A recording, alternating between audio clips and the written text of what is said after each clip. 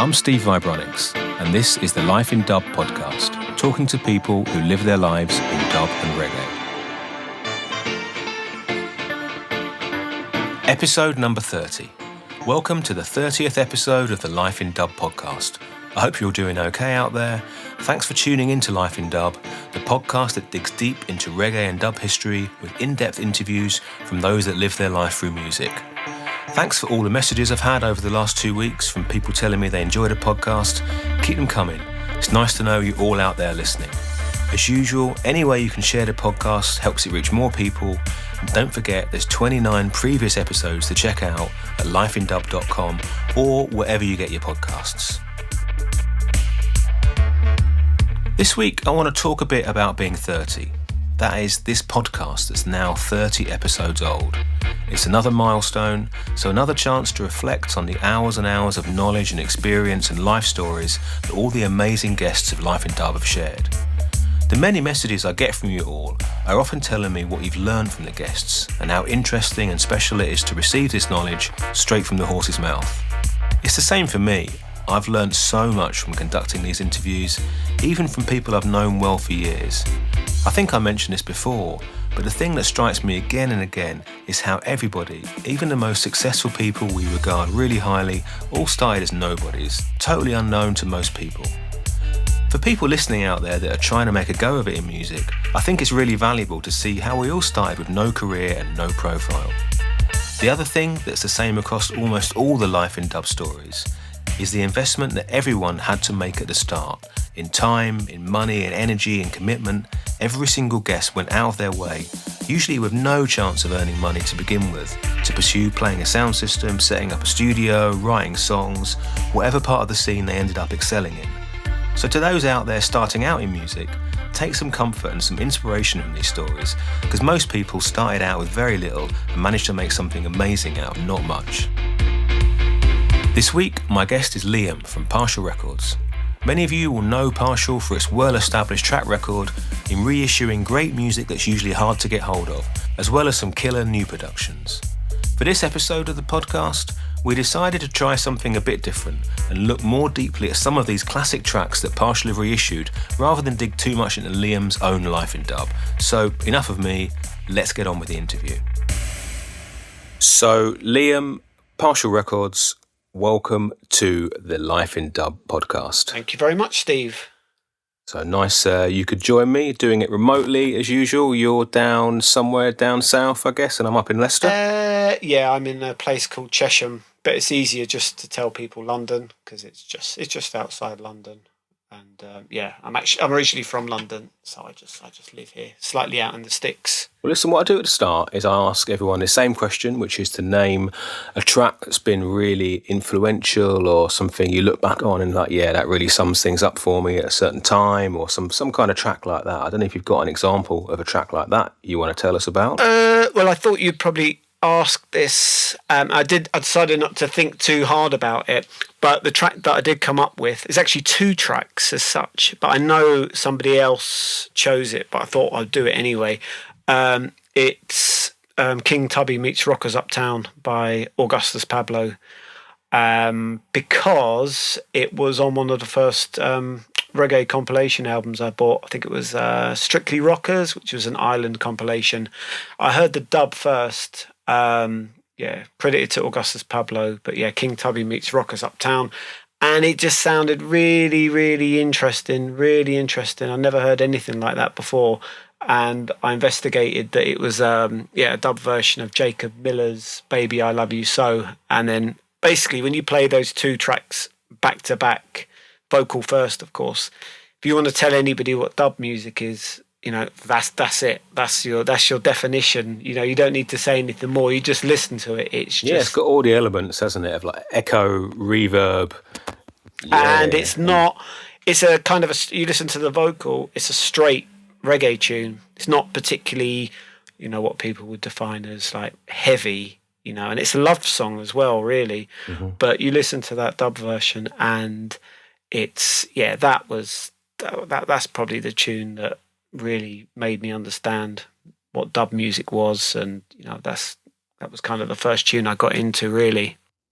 No, nice. And also things like Island Records and stuff, those compilations, they're a great way in to actually discover this music, because things like, artists like Augustus Pablo and Jacob Miller, I mean, they're great artists, but they're still underground. If you're not in the reggae world, it's like... Oh, yeah, totally. I remember years ago I was working with this bloke and I told him I was into reggae.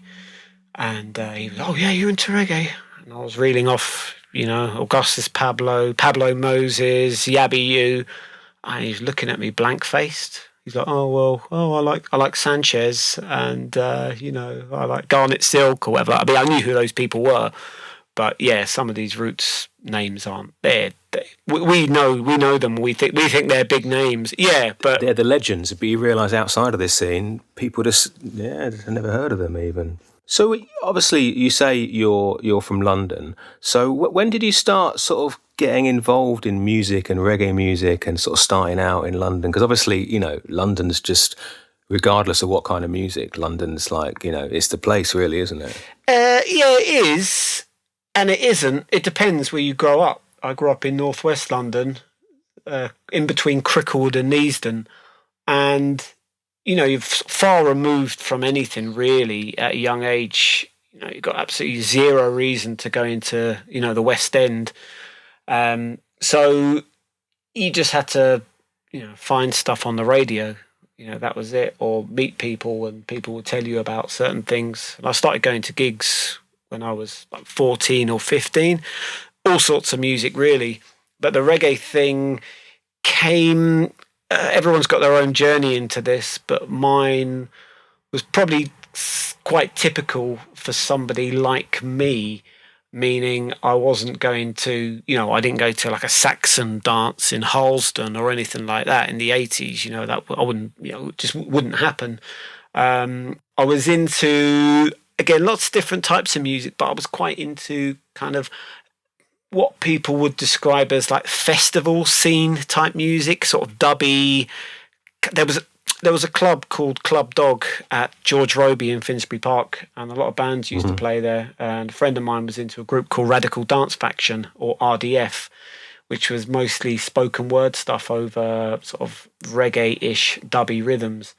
And I really liked it. And there were other bands playing at those sessions like Dub the Earth, the Rhythmites, and so I kind of started getting into reggae without myself even realising it. They were quite sort of smoky, boozy, crazy sessions, George Roseby and stuff. They were like sort of nutter magnets. Totally. I mean, in those days there was a big garden at the front, but you'd pay your £2 to get in and then you get your hand stamped, but then you could come and go. So people used to go up the road, to the off licence to smuggle drink into a pub, essentially. Early in the session, you get there would be nobody there, and there would be mice running around. Really, you'd open the toilets and all these mice would be scattering. But I really enjoyed those sessions, and at them they would have a stall, merchandise stall or whatever, but they would have cassettes, and I'd pick up these sort of handmade sleeves of King Tubby's, just King Tubby's written on it, and there'd be like 20 dub versions of something. It took me years to work out what they all were, but then I found a label called Jar Works, who we know, of course, run by Reg, and I remember buying a cassette called One Foundation, various artists. Then there was a dub version, Foundation in dub, Martin Campbell album. I bought these all on cassettes, and I thought they were... It's funny, the cassette thing, because like nowadays it's like it's just something, CDs are like kind of almost obsolete, but cassettes are really, especially in the kind of in the reggae and the roots world, it's like people don't really think about sort of, especially, it's one thing taping a dance or something, but to buy an album or something from an artist on a cassette, it's unimaginable now. Oh, totally. But in those days, at one stage, it was my preferred format, particularly for albums, because I had a Walkman, so I could shove a load of cassettes in my bag, and I would cycle everywhere in London. And it saved me having to transfer it from vinyl onto cassette. But those albums are really eye-opening. Did that start you getting more into like the sort of roots underground kind of sound system scene? Yeah, it did, because there would have been probably a connection at that point between people going to those sessions and people that would go to see Shaka at the Rocket, so there would be flyers there for Shaka. And a friend of mine, same person who dragged me along to these Club Dog sessions originally, he says, "Oh, we should go and see Shaka." I said, "Oh, right, okay." And he told me all about it. I thought this sounded brilliant. So he took me to the Powerhouse in Islington, but it wasn't what I expected, actually, because I didn't know it. It was actually a live band thing. So it was Shaka and the Fasimbas. So that was my first Shaka experience. Yeah, one of the rare outings. A very rare outing. I think I went to another one of his gigs about a year later at Subterranean, Ladbroke Grove. But it was a bit, not odd, but it, only was odd much later, because I came away thinking, oh, that was all right, but I don't really see what the fuss was all about. But about 2 months later, I found myself at the Rocket, and that was an experience. So I never went to the Rocket because, like, being up in Leicester, it's like it had so little access to transport, like back in those days. But I'd hear about it. I'd hear people, even in Leicester, people talking about it. And what were those sessions like at the Rocket? Brilliant. They were really good. I'd never stayed up all night before. Basically, that's what it comes to. Apart from maybe once or twice as a kid, But I found it particularly challenging to go to a venue, at midnight, to stay up all night. And that was exciting. I was on the other side I was in northwest London, so it wasn't a massive thing to get to Holloway. But I remember the smell entering the place. You just get that whiff of herb. Very nice, very nice. But also you could smell the food, because they were doing food there as well. That's the first thing I remember from walking into those sessions, is the smell. Really, really good.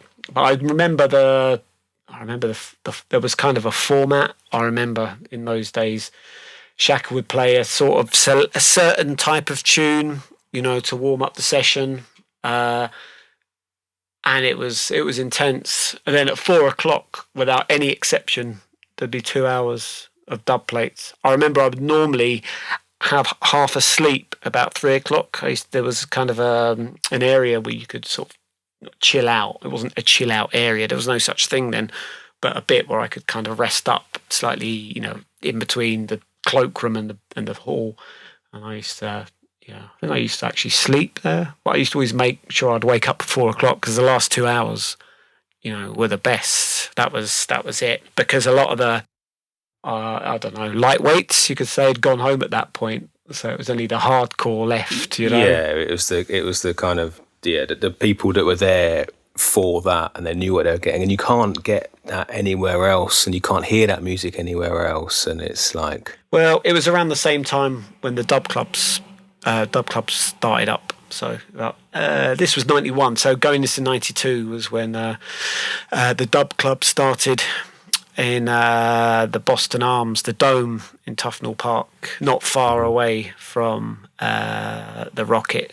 And I think I used to go to, certainly for the first 6 months or so, I would have gone to every session. Definitely. On a Thursday night as well, which was crazy, because I was working the next day. It wasn't all-nighter anyway, actually. It was 2:00. I was a lightweight on that occasion, because I used to go at 9, and I used to get the last train home about 12, so I never stayed there till 2:00, unless it was something particularly special that I couldn't miss. That's the thing, because often, like, reggae was like kind of Thursday night, Sunday night, because it's hard to get like a Friday or a night or a Saturday night at a venue in London. So it was always kind of relegated to these sort of less popular nights, and then of course everyone's struggling with like work or whatever the next day. Well, that's it. Less popular nights or strange venues, community centres, like in Southall, places like that. They used to be in they weren't music venues by any means. But so there was always something going on. Most weekends. And at some point you started to sort of work in the music, because most people know you obviously as like Partial Records, like really well established label, and because you were working with Dubhead and Greensleeves and all kinds of stuff, like sort of way back when. Is that right? That's sort of correct. I wasn't really working with Dubhead as such. I was working with the person who ran Dubhead, if that makes sense. I was working at a distributor called SRD, and a fella who worked there, who was actually my boss, he ran Dubhead with somebody else. Dubhead was part of that whole new sort of like, there's a new scene of UK artists making this kind of digital roots sound system music, and they were like at the forefront of like pushing it out to people. Well, yeah, they were doing these budget CD compilations that people used to do, and I can't remember now for sure, but it would have been something crazy. The CD would have gone for like £2 or something like that, or £3. You know, those budget things. Mm-hmm. There was a lot of them going on in different genres of music at the time, where they would these budget compilations, and they would sell, you could sell thousands of them.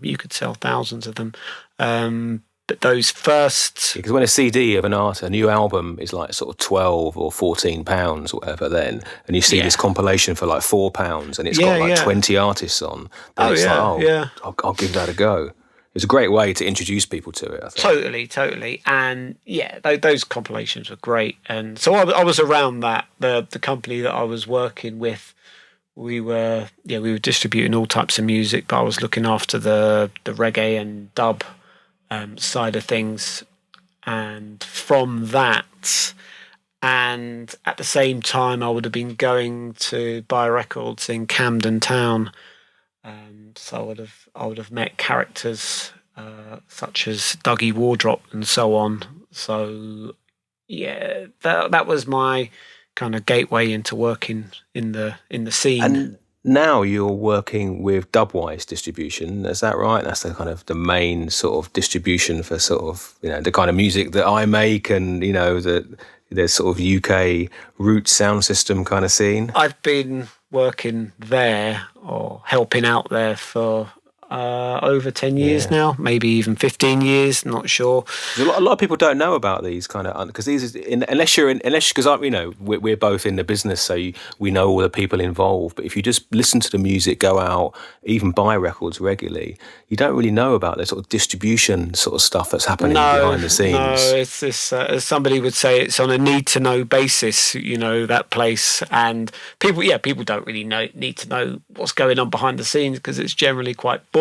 But particularly if you set a record label up, then suddenly you realise there's all these avenues you've got to get into, and sometimes it's not so easy. It's not so easy. It's it's a small world. I set Scoops up, trying to sort of find out how it all worked, and getting a lot of help from people like Russ Disciple and Dougie Conscious and Steve Jar Warrior, who'd been doing it for years. He said, you need to speak to this person and this person. I remember that well, yeah. I can actually remember when you brought in your first 12-inch to SRD. You came in with Richie, and I was given the job of putting the stickers on. To this day, I still have nightmares about some of them not being totally central and a bit wonky. I see one somewhere and I think, oh God, I could have tried harder on that. So I must apologise for the state of the stickering on them records. Well, the fact that you still see one every now and again, like more than 20 years later, then that's good. That's why we set out doing it. We wanted to make music that. Yeah, I see them in the bargain bins for like 20p. Well, speaking of bargain bins, then I think it's a good time to talk about Partial Records, and that's what most people will know you for is Partial Records. And this interview, this podcast, it's like we decided to do something a little bit different. So rather than the full life story thing, is to talk more about some of the releases you've made and kind of why you did them, and maybe a bit of history around them if you have any, because Partial's known for sort of digging into the vaults of sort of sound system, roots and culture, reggae, and bringing these gems like a new lease of life. So how did Partial Records start? What was the aim? Right. There wasn't an aim. That's definite. It came about because I was outside Dougie Conscious studio doing something, working probably. and he was playing a Dixie Peach tune called Financial Terrorist. And I just said to Dougie in passing, I said, you put in that tune out. I think that's a really good tune. He says, I haven't got any plans. He says, why don't you do it yourself? I just thought, what? Okay, all right. And then I just asked a couple of questions to a couple of people, and I thought, do you know what? I might as well. It's probably can't be that hard, to do. And I decided to release that tune. And how did it go? Did people buy it? Was it like, because it's such a learning curve, isn't it? Of like how to get a record pressed, how to get it out to people, even if you've been in the game. Yeah, for a while, yeah. I mean, I was sort of lucky in a way that I wasn't sort of blind with it because, I had somebody who was pressing records, around me. So it was very easy to start that process. And in terms of people buying them, it seemed to. I didn't really put much effort into it, to be honest. It just happened. It just they all went out and they went to the right shops and they pretty much sold out straight away. And I sort of got the bug for it. Then I got the bug for it, but there was no plan whatsoever. Certainly wasn't any plan to do any reissues or anything like that. That's it, because those first few releases were like, well, at least that first one, at least, like new tunes, new productions. They were. The first 7-inch was Danny Red, Crack Seller Man, which was another Dougie production. But I don't know, there was something in my head just thought, you know what? I could just, First one really, repress was Pure and Clean, Alpha and Amiga. I really... Well, that's like first on my list to talk about, and it's like, I mean, Alpha and Amiga are kind of, sort of one of the founding like artists of the scene that we're in. So how did that like come about, and what I don't know if you want to say anything about that track and about Alpha and Amiga. Well, I really loved their first... I loved their second, third, and fourth album onwards. Their first album, Daniel in the Lion's Den, was okay. I like that, but it's more raw, kind of finding their feet, aren't they? Totally. Interesting album. But King and Queen, I bought that when it came out. Then Overstanding, Watch and Pray. Then there was an album with Dub Judah, and there was 2 or 3 after that I really liked. But particularly, King and Queen. And the other 2 that followed, I just thought they were like magical. Really, there was just so much going on with them. Just the sounds were really out of this world. I just really liked them, and I heard them played out. And going back to Shaka again, Shaka used to play Pure and Clean at the Rocket on dubplate. If people heard it. It's on YouTube, actually. I put it up on YouTube, a recording of Shaka playing it there. The mix is slightly different. It's like gaps in between the melodies. It's never come out. Mm-hmm. You'll never hear it again. I guess you'll never hear it again. And so it was just wonderful. But I had that on the LP, King and Queen. So it was just sort of secluded little track. And you've got a really nice track. You got to make a bit of an effort to play it because it's hidden away on an LP. And because so many tracks that people get to love are like hard to find, and like it's become like little lost treasures. Yeah. So I thought it'd be a good idea to release it. So I did. I contacted them, John particularly from Alpha and Amiga, and he was up for it. And it was the start of a quite healthy relationship with me releasing Alpha and Amiga music. And what was the reaction to releasing like a classic tune like that that's been hard to not even been available before, really, in that format? No, it wasn't. It wasn't available. Certainly the dub version on the B-side wasn't available anywhere. It was great. People were really excited about it. People were really excited about it. I got a real buzz off that. And at that time, and that was only 8 years ago, something like that. I mean, let's just say there's 200 active labels now. Okay, I'm throwing that figure out there. But at that time, there's probably like 30 or something. So much has changed in that time. So every release that came out, even then, 8 years ago, would get a look in because you would know it was there. People were hungry for music. People wanted music, but there wasn't enough coming out. There wasn't enough coming out. Right. And you could nearly pinpoint every release. So it was really fresh, I think, for people to get their claws into. Did that give you? Is that fair? Is it fair to say that gave you a bit of a kind of boost towards like looking at reissuing stuff and then thinking, well, what about this lost tune? Oh yeah, find, or this totally. One? That got my head totally focused on.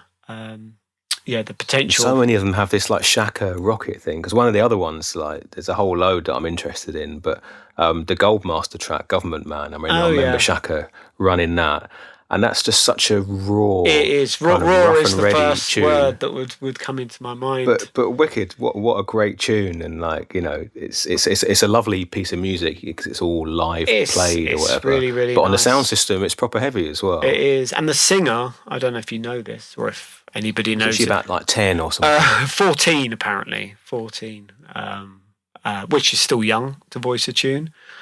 It's like prophecy, isn't it? I mean, she was like, Fabian was like, she was similar age, I think, when she sung that. Yeah. It's something about if you catch someone when they're sort of just haven't been like embittered by the music industry. Oh, yeah. Oh, there's something really nice. Yeah, having a nice, fresh voice because it hasn't, the mind hasn't been broken yet, or the spirit hasn't been broken. But the vocal, innocent vocal and innocent, because at that age, surely you can just sing. You can only sing naturally. You can hear that in so many young people's voices. When Hugh Mundell recorded those tracks back in the 70s, like almost a childlike innocence to them. But the Government Man track, that was great. And that track, the Goldmaster track. So I mean, it's quite obscure, really. But there was and I don't know. It's like, what's it? 10 years after it came out that you put it out. Maybe more. More. Yeah. I only put it out 2 or 3 years, 2 years ago. So it would have come out in 98. There's still a market for tunes which are that raw and sort of kind of like rare. Yeah, I just have to make my own judgment. But certainly that, I just think, it's a great tune for fresh people who haven't heard it before. And I know there was a demand for it. Definitely. There's different ways of looking at things, because if you can put out a tune that's, is sought after, you don't have to do so much work with it. That's the difference. Because I put out new tunes as well, stuff that I've done myself with other vocalists. But it's a bit of a challenge to try and put out a brand new tune on the market and expect people to buy it. You can't just expect somebody to buy your record unless, one, it's brilliant, two, it's really brilliant, or there's some massive hype on it or something because it's really brilliant. But with the older tunes, it's sometimes a lot easier. And Government Man was one of those tunes. People liked it. If you look, I mean, moving down my list of sort of other sort of key things, is you've done a lot of work with Disciples and reissued a lot of their classic 90s stuff, and it's like, that music is a big influence on me and on many, many people, and there's been quite a few you've put out, is that right? Yeah, maybe 8, 9, 10, something like that. And an album as well. I put out the LP for those who understand. Yes, it's a great album. It's a great album. Yeah, those mid-90s, 93 onwards, Disciple stuff was really, really digitally heavy sounding, which is quite different from the music that Russ was doing probably in the early 90s. If people remember the 2 Shaka albums, the first 2 Shaka albums, there's a red one and there's a purple one. They're kind of quite live sounding, although there's a drum machine, I'm quite sure. But when it came to, about 92, Return to Addis Ababa and all that stuff, Prowling Lion, those tunes were they're just far out, really, because they're tunes that just could cross over. Because if you're in the scene and those tunes, because you're at a reggae sound system dance or a dub sound system dance. You hear those tunes and they don't sound out of place. But if you just play a tune like Prowling Lion to someone who's, they wouldn't mention the word reggae, if they sat there for 1 hour, it's just really unique at the time, a really unique sound. Being able to push the boundaries of like kind of roots, dub, sound system music, but still it to be like the perfect tune to play at like Shaka or something where you're only getting like roots music. It's like that's a pretty far out thing to be able to do. You know what I mean? Have something that's really at the edges of it, but still totally like roots music. Yeah, totally. But that go back to Prowling Lion, which probably by the time this podcast goes out will be reissued again by myself. But I'm putting out 2 mixes that have never come before, which are really, really raw. And it was really interesting to listen to them. When they were going off to get mastered, the guy who was doing the cutting came back and said, there's something wrong with these records. There's something wrong with these tunes. So it's all in the red. It's all over the place. Could you get the guy to remaster it or rejig it? I went back to Russ. I said, this is what the guy says. Russ says, well, that's how it is. That's how it was. It was 1993.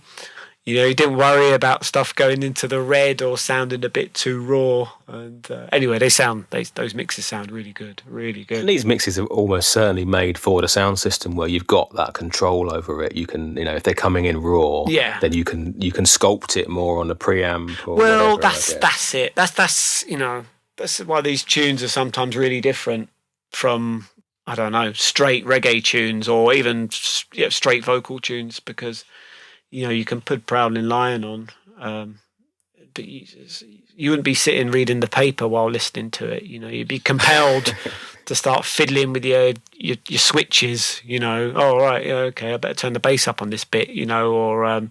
That's what makes it different and interesting. Proper sound system music. And it's interesting that someone who's like a cutting engineer who's actually physically like mastering the record onto vinyl or whatever is kind of slightly like, what's going on here? And it's similar with like Alpha and Amiga. Going back to like Lee Perry and stuff is sort of just music that's truly individual. Yeah, Lee Perry stuff. I can't even. Some of those tunes are so brilliant. But you work out how they're mixed, on a 4-track and then bounce back in again, all that. There's lots of hiss and stuff. You can't imagine hearing a lot of those tunes on a sound system like ever, because it doesn't work. Even some of the Alpha and Amiga stuff, it's too far out. It's too far out. Yeah, it's too far out. Some of that stuff is really nice to listen to at home. Mm-hmm. But yeah, with these cutting engineers, they do a wonderful job. But I have to, if I'm sending stuff off to be done, I normally have to put a little note just to let them know that it wasn't recorded. It's not a new tune that was recorded last week. This was recorded in 1991. It is what it is. We're talking about 1991 here. To elderly gentlemen like yourself, 1991. It seems like only yesterday. It seems like only yesterday. It's 30. Is it 30 years? Yeah, it's 30 years ago. It's nuts. Yeah. If you grew up in the 80s and people were talking about the 50s, you'd be thinking, what are you talking about? Like, everything was in black and white then. So you're talking about a record made 30 years ago now. It's crazy. It's a long time ago. But the longevity of it is amazing, though, really, because especially if you go to like dances, and in London it's a bit different because you get such a mixture of people. But in many other places, you're getting a young crowd going out, and like you say, people who wouldn't have even been born when things like Prowling Lion and stuff was being mixed. Far out. That's when you're getting old. Well, speaking of which, you mentioned my good self earlier on. Oh, it's yes. like just going to squeeze in a bit of Vibronics into this discussion as well, because obviously you've reissued a few of my old tracks. Yeah. And the first one was Jar Music, I think. Is that right? That's correct. Yeah, which was that was the second reissue I did. Yeah. Okay, because I that first came out in like 2000. Mm-hmm. So what brought you to that track, and why did you want to put that one out? I would have distributed that album that it was on, Dub Italizer, when it came out. So I remember that was my favourite tune off the album. Around the same time, I ended up going on a coach trip, as you do, from Acton Town Hall to Amsterdam to see Word Sound and Power, Marcus the Conqueror, I think, and Disciples. And it was a nice trip. I have to say, I've never seen so much ganja going in to Amsterdam. It's normally the other way around. Anyway, that's another story. And anyway, it was a great dance, but highlight of the dance was Russ Disciples playing jar music, because I think it might have already been out then. It would have been, this is 2000, 2001. The tune might have already been out, but I just love that tune. I've really attracted to female vocals. She's got a great voice. She's got a great voice. It's just such a nice tune. I just love that tune. So that was always in my mind. And Boney L's got some like Irish heritage. I think there's a bit of like Irishness in the voice as well, if you kind of check it. Right, okay. Yeah, I think she's got a wonderful voice. It's funny because that tune nearly didn't make it to the album as well, because when I mixed it, I was thinking, this vocal's great, but the rhythm, And to be honest, that's happened a few times with tunes of mine that have gone on to be like really popular. Do you know what? It's funny you say that. Yeah, the rhythm's rubbish on that tune. It's got to be said. No, it's funny you should say that. It's right. This is what I think now. I never thought about it before, because it is the song on that. It really is the song. Because you think of some tunes, you think of the bass line first, and then you might think of the vocal afterwards. But really, with I don't even think of that tune without thinking of the vocal. I don't even think of the rhythm track. Yeah, that's really interesting. Yeah, it's a good rhythm track. Yeah, it's the vocal that takes the tune. 100%. Yeah. One of the other ones I want to talk about is that one of the artists or groups or crews or whatever is Restless Mashies. Oh yeah. I remember when that music came out first in the 90s. Again, it was like, big like Shaka tunes. But I don't know much about them, and I know you've released a few of their stuff, few of their tracks. So I don't know if you want to tell us a bit about Restless Mashies. Well, I can tell you what I know is it's a duo from Switzerland, and a guy called Gil, or Jill, beg your pardon, Jill. Okay, from Addis Records. Jill Addis. Yeah, of course. His musical partner, Stuff. And I can imagine they started off making music just back in Switzerland, doing bits and bobs. But they went to Jamaica, late 90s, and they recorded a heap of stuff at various studios, with some really good players, Errol Holt, Dean Fraser, numerous others, Dwight Pinkney. And they made a bunch of instrumentals, some vocals too, but mainly some instrumentals, tunes like Adwa March, King of Kings, and they were great. And they were different to the usual. And they were mixed in Jamaica. They were all mixed in Jamaica by Soul G, people like that. And they were great. They were yard tunes, really. They've got that Exterminator kind of sound, but they definitely sound more European than the Exterminator stuff. Yeah. I think some of those tunes might be mixed to Anchor, which I think some of the Exterminator stuff was. Steve Stanley as well, he would have mixed some of the Addis stuff, the Restless Mashies stuff, who mixed a lot of the Exterminator stuff. So you listen to the dubs, some of them are quite similar, the way they're done. But these, so this was Jamaican music, really. I mean, the musicians on them, and some really nice horns, instrumentals. So it was really nice to work with them, put those tunes out again. They put out a really cool CD at the same time with a lot of those tunes called Kingston Sessions, which I don't know if you've seen. But again, by the time this podcast comes out, it could well be back out on vinyl, which is what I'm doing at the moment. It's a project I'm working on. So to get like an LP of all those tunes What's people's reaction to those releases? Because a lot of that sort of, especially like yard flavoured, like 90s stuff, has kind of almost completely disappeared. People aren't so interested in it these days, which is a shame because there's some great music there. But what are people making of these like reissues, like these ones in particular? People really like them, but different strokes for different folks. People there's different type of people that I would sell to, and people would maybe have a mind to be maybe buying more heavy dubby tunes, but certainly there's an audience for live instruments and all that sort of stuff. There's people like melodies. Not it doesn't people know it doesn't always have to be led by the bass. That's not always so necessary. So people really good reactions. I put a nice Junior Delgado tune out, which was on one of these Restless Mashies rhythms, and it's Smash Eights. I always think it's Mash Eights, but I'm just not reading it right. Oh, I'm Mash probably, Eights. it's one of those things, isn't it? When you start saying something, Potato. Yeah, all that. Yeah, so I don't know. I could be saying it wrong myself. I don't know.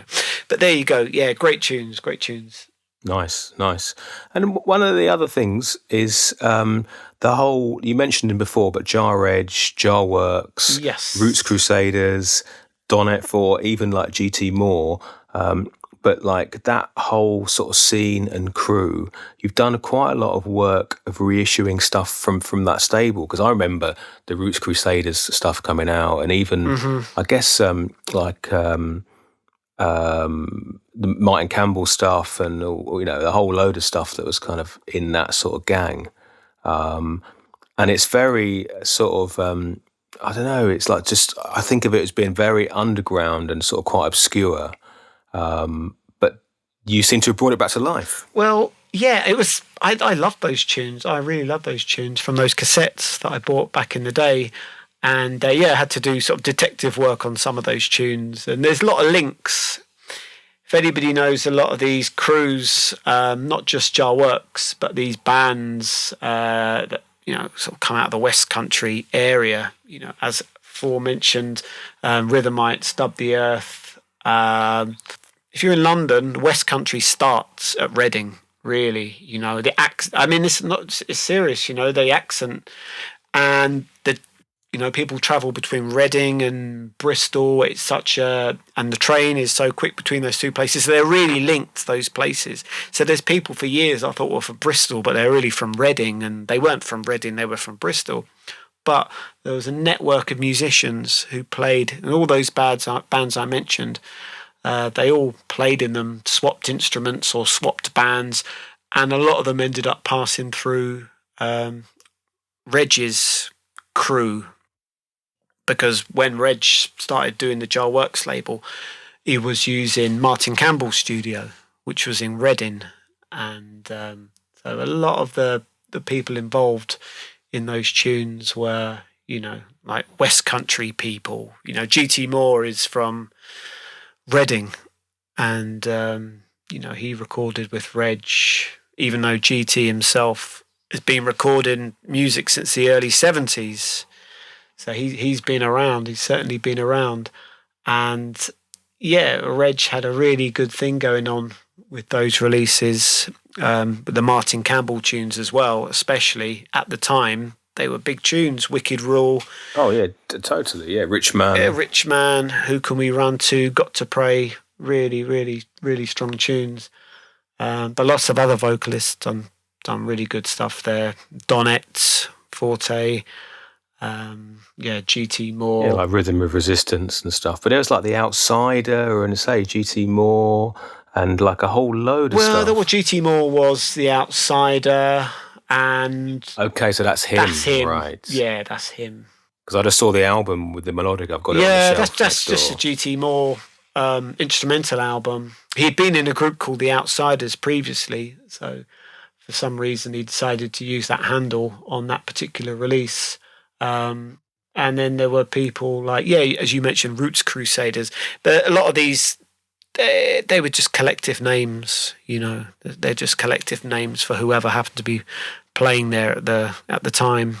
But really, really good catalogue of music. In a lot of ways, it's got a bit of the sort of like the sort of yard style back in the day, kind of like just a group of people that happen to be there in the studio that day they're in the Upsetters today, or they're in this band. Well, or yeah, whatever. totally. I like that when people, just name collective musicians. I particularly like it when people have really impressive names, when they might even be one person. For example, High Tech Roots Dynamics. That's basically Martin Campbell, So it's yeah. And a lot of these productions, they're pretty lo-fi, to be honest with them.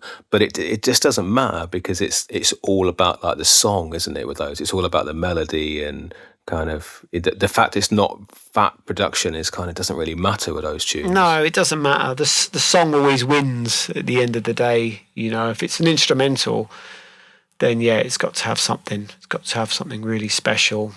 Sometimes that can be sacrificed for sheer heaviness, but if it's kind of lo-fi, there's got to be something else going on there in the melody department. But yeah, when it comes to vocals, yeah, the song always wins at the end of the day. It doesn't matter how it sounds in terms of production. It helps if it sounds good.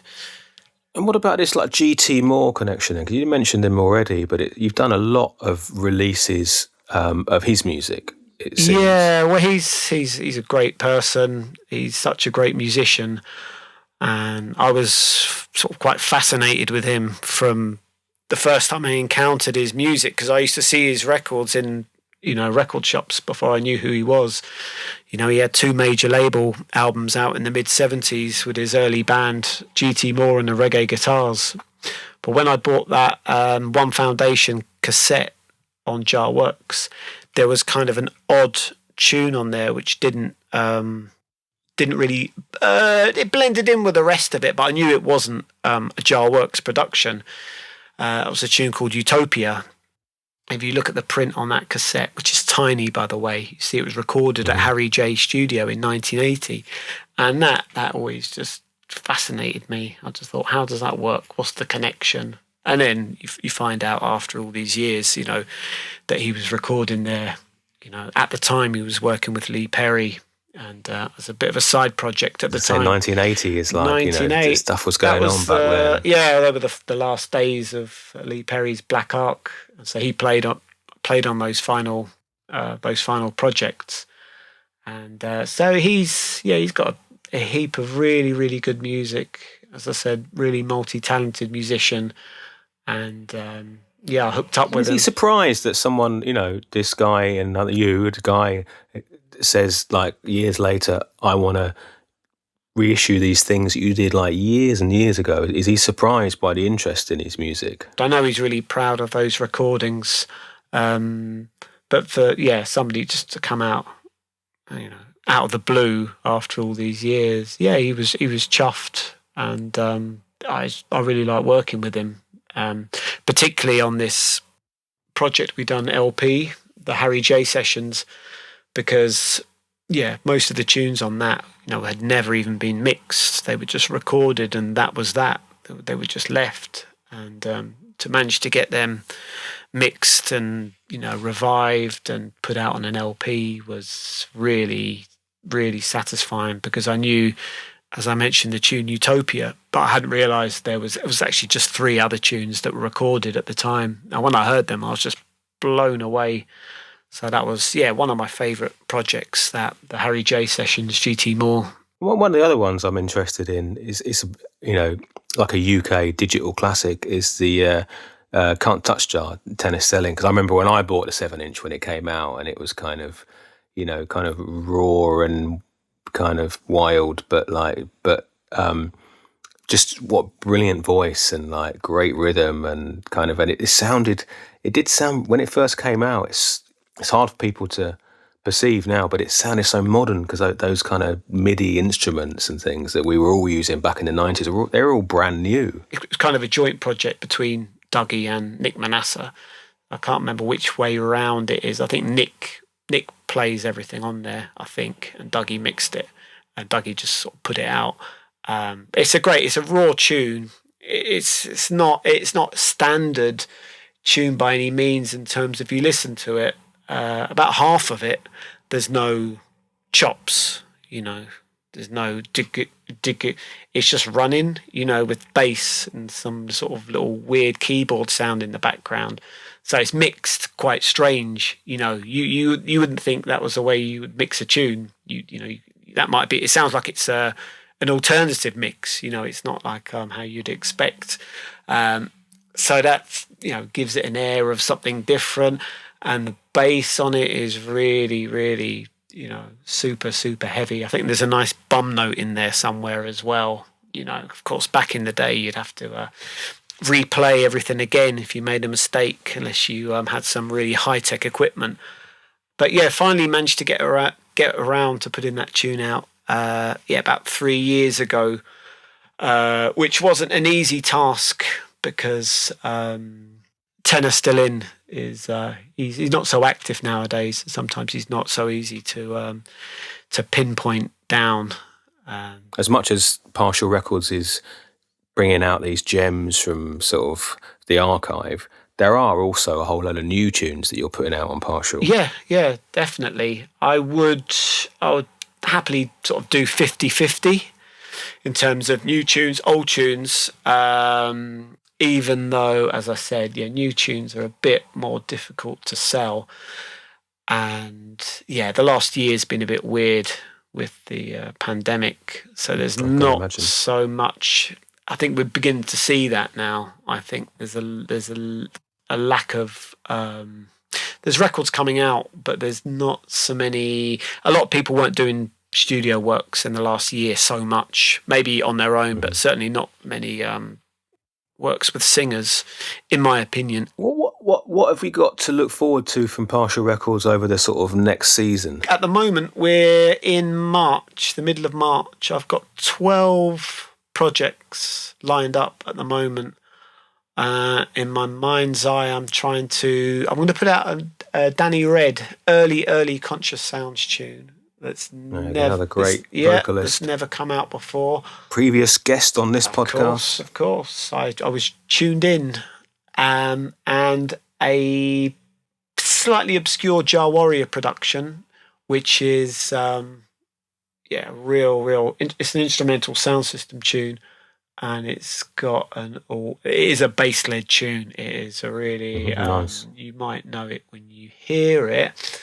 What else? Albums. I've got that's Restless Mashies album coming out soon, and I've got some releases by. You may remember a label back in the early 90s called Sounds and Pressure. There was a producer. They did a couple of 12 inches with a sort of lion. That's Against the Tide. Against the Tide. Warm. And Roots Lepke. Yeah, there was a tune called Warm the Nation as well. There was four altogether. I'm reissuing 2 of them. So they're going to come a little bit later in the year. Yeah, well, it's been great getting your perspective, because that's why I was keen to invite you on the podcast. Is we haven't really had someone who's so involved in like running a label and kind of reissuing stuff, making new releases, and it's great. I think people will be interested to hear what it's like from the sort of label side of things. It's fun. It's a lot. It's a lot of hard work, and there's most of the stuff I have to do on my own. So it's very time consuming, but I've got good people around me who help me out, whether it's with... You mean you don't have like an office block in London with like teams of people there? No, I'm sitting in a room at the moment surrounded by records, some in the attic, and no, but I don't have any staff, unfortunately. But I do have people who help me out doing labels and great distributors and all that sort of stuff. Well, listen, Liam, at the end of the podcast, what I'm doing is I'm asking everyone the same question, this sort of silly question about, what would you want written next to your name? So it's nothing too serious, but I've got the Book of Dub and I'm writing everyone's name in it. So I'm going to write Liam, Partial Records. And what would you want written next to your name? Partial, not partial. Nice. Read into that what you will. I must say, just the reason the label was called Partial was because I just thought of the word partial and I just came up with it, and I thought, oh, right, okay, is there a label called Partial Records? And there wasn't. And that was it. I just thought, all right, okay, done. I don't have to think about it now. It's a great word. It works really good. Liam, thank you very much for joining me on the podcast. It's been a real treat. So, cheers. Nice, Steve. Thank you. Cheers. Thanks for joining me and Liam for this 30th episode of the Life in Dub podcast. Don't forget to share the podcast. Reviews, especially Apple Podcast reviews, are really useful too, to help get these life stories out to more and more people. Remember that if you want to get in touch, you can just email me, vibronics@gmail.com, and all the other episodes are at lifeindub.com. So thanks again for listening, and I'll see you all again in 2 weeks for the next Life in Dub podcast.